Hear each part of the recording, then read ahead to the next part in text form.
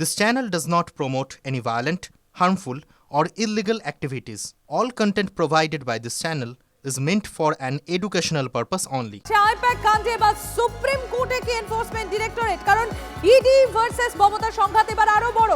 আমি পিসিআর কে বলবো বিগ ওয়াল একবার প্লে করতে। ঠিক এই খবরটাই যেটা আপনাদের সামনে এখন তুলে ধরছি, এনফোর্সমেন্ট ডিরেক্টরেট ভার্সেস মমতার সংঘাত এবার কি তাহলে শীর্ষ আদালতে সুপ্রিম কোর্টে যেতে পারে কেন্দ্রীয় এজেন্সি? আজই চূড়ান্ত সিদ্ধান্ত নিতে পারে কেন্দ্রীয় এজেন্সি।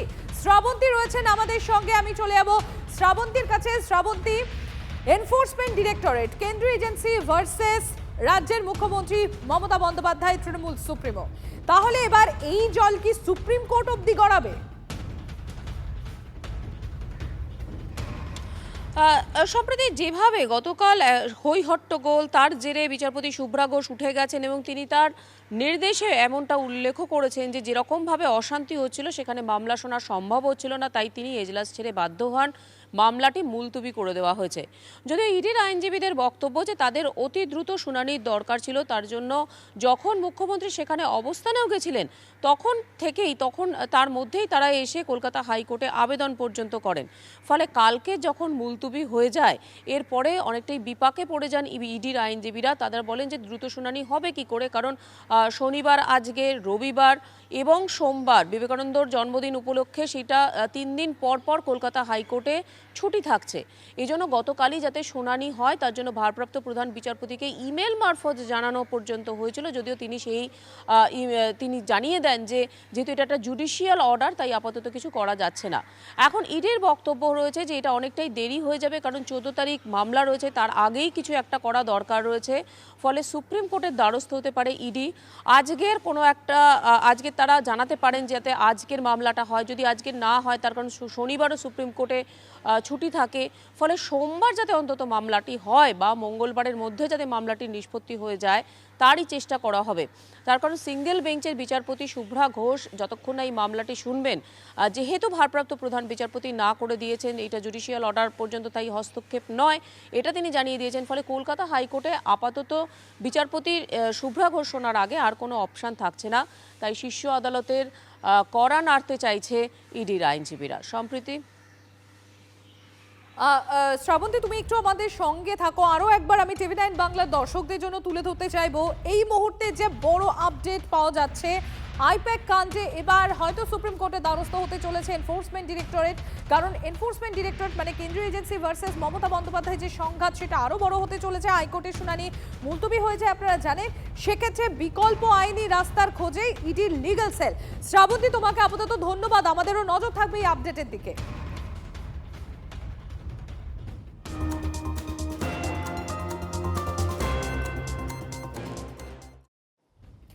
বাংলাতে কোনো কিছুই সিস্টেমে নেই, কেউ সুরক্ষিত নন, চোর লুটেরাদের সরকার হয়ে গিয়েছে। তৃণমূলকে তো দিলীপ ঘোষে কোর্টে শুনানি করতে দেয়া হচ্ছে না, বাংলাদেশের মতো পরিস্থিতি এ রাজ্যেও হচ্ছে। তৃণমূল সরকারের বিদায় হবে দাবি বিজেপি নেতার, কি বলেছেন শোনাই একবার আপনাকে। বাংলায় কোনো কিছুই আজকে সিস্টেমে নেই আর কেউ সুরক্ষিত নয়। যদি ইডির রেড হচ্ছে, মুখ্যমন্ত্রী চলে যান সেখানে, ফাইল ছিনিয়ে নিয়ে আসেন, তার সঙ্গে চিফ সেক্রেটারি থেকে আরম্ভ করে পুলিশ কমিশনার থেকে আরম্ভ করে সবাই চলে গেছে, পুরো সরকার চলে গেছে।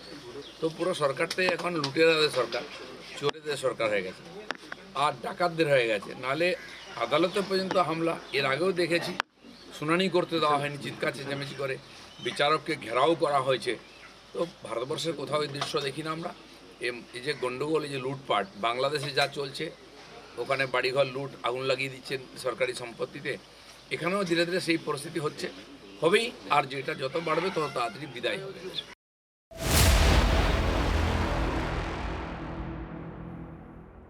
শুভেন্দু অধিকারীর মাধ্যমে অমিত শাহর কাছে টাকা পৌঁছয়, কয়লা কেলেঙ্কারি নিয়ে বিস্ফোরক অভিযোগ। মমতা বন্দ্যোপাধ্যায়ের পাল্টা মানহানির মামলার হুঁশিয়ারি বিরোধী দলনেতা শুভেন্দু অধিকারী, মুখ্যমন্ত্রীকে আইনি নোটিশ বিরোধী দলনেতা। আমি চেয়ারে আছি বলে না ওই পেন ড্রাইভ গুলো বাইরে বের করে দিই না, বেশি লাগালে কিন্তু বলে দিচ্ছি আমার কাছে সব পেন ড্রাইভ করা আছে, আমি কিন্তু ভান্ডা ফাঁস করে দেবো। আইপ্যাকের অফিসে বৃহস্পতিবার ইডির তল্লাশির প্রতিবাদে রাজপথে নেমে আরও চড়া সুরে বিজেপিকে আক্রমণ শানালেন মমতা বন্দ্যোপাধ্যায়। অমিত শাহ, শুভেন্দু অধিকারীদের নাম উল্লেখ করে হুঁশিয়ারিও দিয়ে রাখলেন তৃণমূল নেত্রী। বলছে কয়লার টাকা কে খায়? অমিত শাহ খায়, হোম মিনিস্টার। কি করে খায়? গদ্দারের থ্রুতে টাকা যায়। গদ্দার অ্যাডপ্টেড সন হয়ে গেছে, গদ্দারের থ্রুতে টাকা দেয়। সাথে আছে এক জগন্নাথ, বড় ডাকাত জগন্নাথ বিজেপির। জগন্নাথের থ্রুতে টাকা যায় শুভেন্দু অধিকারীর কাছে, আর শুভেন্দু অধিকারীর থ্রুতে টাকা যায় অমিত শাহর কাছে। ইতিমধ্যে মমতা বন্দ্যোপাধ্যায়কে আইনি নোটিশ পাঠিয়েছেন বলে দাবি করেছেন শুভেন্দু অধিকারী। এক্স হ্যান্ডেলে পোস্ট করে বিরোধী দলনেতা লিখেছেন, আমার নামে ভিত্তিহীন ও মানহানিকর অভিযোগ করে ইডির তদন্ত থেকে নজর ঘোরানোর মরিয়া চেষ্টা করছেন মুখ্যমন্ত্রী মমতা বন্দ্যোপাধ্যায়। কয়লা কেলেঙ্কারির মামলায় আমার সঙ্গে মাননীয় কেন্দ্রীয় স্বরাষ্ট্রমন্ত্রীর নাম জড়িয়ে অভিযোগ করেছেন তিনি। জনসমক্ষে প্রমাণ ছাড়াই হঠকারী মন্তব্য ও ব্যক্তিগত আক্রমণ করেছেন। এই ধরনের ভিত্তিহীন দাবি শুধুমাত্র আমার ভাবমূর্তিকেই খর্ব করেছে তাই নয়, সাধারণ মানুষের কাছেও সম্মানহানি হয়েছে। 72 ঘন্টার পরে ডিফেমেশন মামলা করব, ও ডিফেমেশন মামলা লিঙ্গারিং হবে না। If necessary I go to supreme court. আমি এনাকে এক্সপোজ করে ছাড়বো। আমি আপনাদের সামনে কথা দিলাম, এই মিথ্যাবাদী জামাতিদের মুখ্যমন্ত্রী হালা মমতাকে আমি তাড়াবো।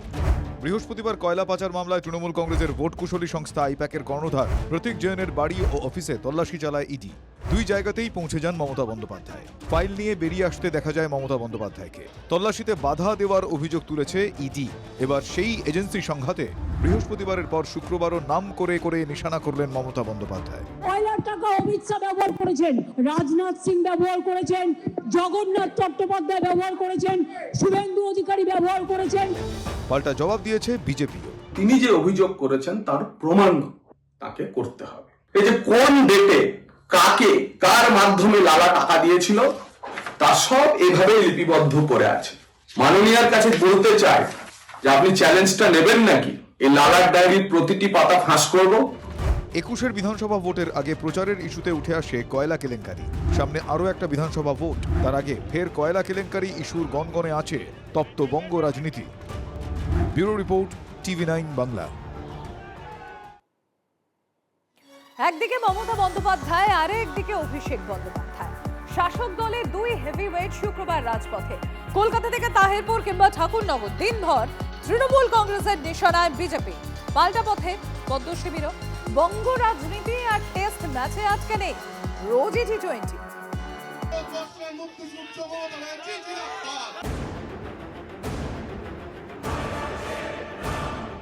বিশ্বাস করুন, আমাকে আঘাত না করলে আমি কিরকম ঘুমিয়ে পড়ি, আর যদি আমায় আঘাত করে তাহলে আমার পুনর্জীবন হয়।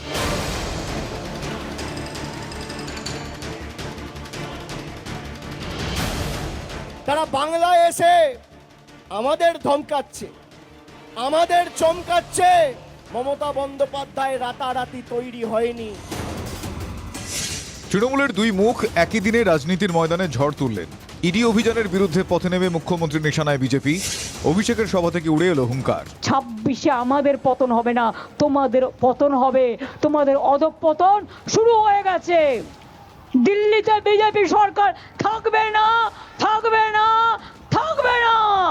ইসিকে পাঠিয়ে সাধারণ মানুষের ভোটাধিকার হরণ, আর ইডিকে পাঠিয়ে বিরোধীদের কণ্ঠরোধ করা, এই হচ্ছে বিজেপির ফর্মুলা। আরে তোমাদের কাছে সব আছে ভাই, মানুষ নেই।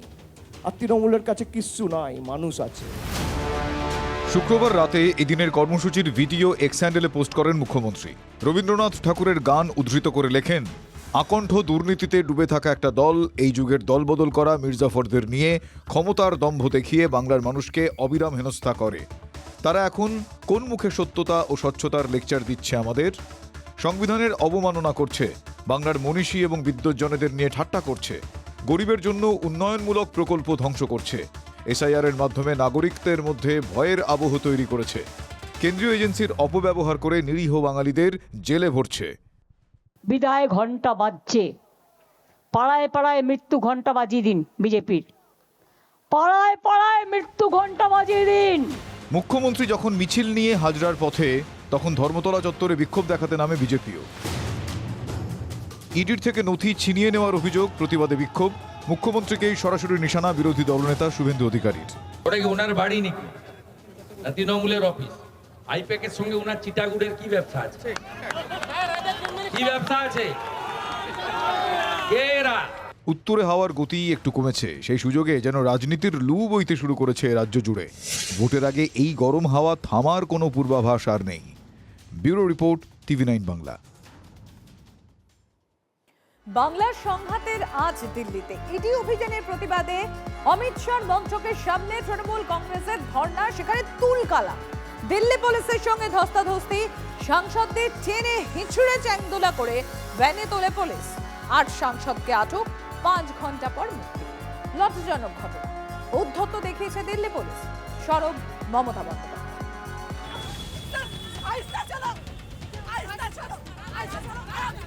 ধস্তাধস্তি,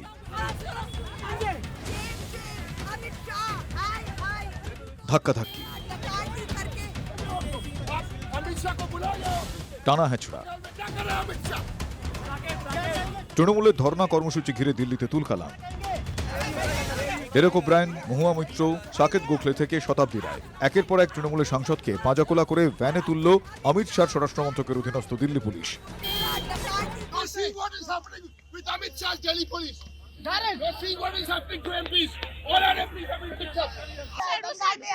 जीतेंगे जो भी कर ले इस बीजेपी को हम हरा के रखेंगे, जो भी करेंगे दो पिंच हम करेंगे कि आप देख ले कि देश के लोग देख ले कि निर्वाचित सदस्य दिल्ली पुलिस। ধস্তাধস্তিতে ভাঙে সাকেত গোখলের চশমা। প্রতিমা মণ্ডলকে ধাক্কা দিয়ে গাড়িতে তোলার অভিযোগ দিল্লি পুলিশের বিরুদ্ধে। আইপ্যাকের অফিস ও তার কর্ণধার প্রতীক জৈনের বাড়িতে ইডি তল্লাশির প্রতিবাদে শুক্রবার সকালে অমিত শাহ দপ্তরের সামনে ধর্নায় বসেন তৃণমূল সাংসদরা। এরপরে দিল্লি পুলিশের সঙ্গে বচসায় জড়ান তৃণমূল সাংসদরা। বচসার পর পাঁজাকোলা করে তাদের তুলে পার্লামেন্ট স্ট্রিট থানায় নিয়ে যায় পুলিশ। থানাতেও স্লোগান দিতে শোনা যায় তৃণমূল সাংসদদের। এরা যেভাবে অমিত শাহ পুলিশ অত্যন্ত ভাবে আমাদের সমস্ত যারা শান্তিপূর্ণভাবে অবস্থান করছিলাম সমস্ত এমপিরা তাদের সাথে অত্যাচার করেছে, মারধর করেছে, প্রত্যেক এমপি আমাদের আহত হয়েছে। পাল্টা বিজেপি প্রশ্ন তুলেছে, বাংলায় পুলিশ কেমন ব্যবহার করে? ট্যাংদোলা করে তো যাবেই, ওটা তো 163 এলাকা, তবু তো ভদ্রভাবে নিয়ে গেছেন। এখানে কি করেন এরা? এখানে চাকরি প্রার্থীদের সঙ্গে কি করেন? সোশ্যাল মিডিয়ায় মমতা বন্দ্যোপাধ্যায় লিখেছেন, লজ্জাজনক ঘটনা, উদ্ধত দেখিয়েছে দিল্লি পুলিশ। আঘাত করলে প্রত্যাঘাত কি করে করতে হয়? আজ সকাল 8টায় দিল্লির কুয়াশা ঠান্ডার মধ্যে আমাদের এমপিরা প্রতিবাদ করেছে, তাদের চ্যাংদোলা করে অত্যাচার করে টেনে নিয়ে গেছেন। আর এখানে লাল কার্পেট বিছিয়ে পুলিশ আপনাদের মিটিং করায়। Sometime they will go and ঘেরাও the election commission. Now they are going to the home minister. The honorable members of parliament of the TMC are becoming the front soldiers to conceal corruption of TMC. ममता जी के शासन के पाप का घड़ा भर गया है। স্বরাষ্ট্রমন্ত্রকে বৃহস্পতিবারের ঘটনার রিপোর্ট দিল সিআরপিএফ। ঠিক কি কি ঘটেছিল অর্থমন্ত্রককে জানিয়েছে ইডিও। অর্থমন্ত্রকের কাছে কেন্দ্রীয় এজেন্সির পাঠানো রিপোর্ট চেয়েছে স্বরাষ্ট্রমন্ত্রকও। দিল্লিতে এখন হাড় কাঁপানো ঠান্ডা, সেই ঠান্ডার মধ্যেও বাংলার সংঘাতের আঁচ রাজধানীর রাজনীতিকে দিনভর তপ্ত করে রাখল। জ্যোতির্ময় কর্মকারের রিপোর্ট, TV9 বাংলা।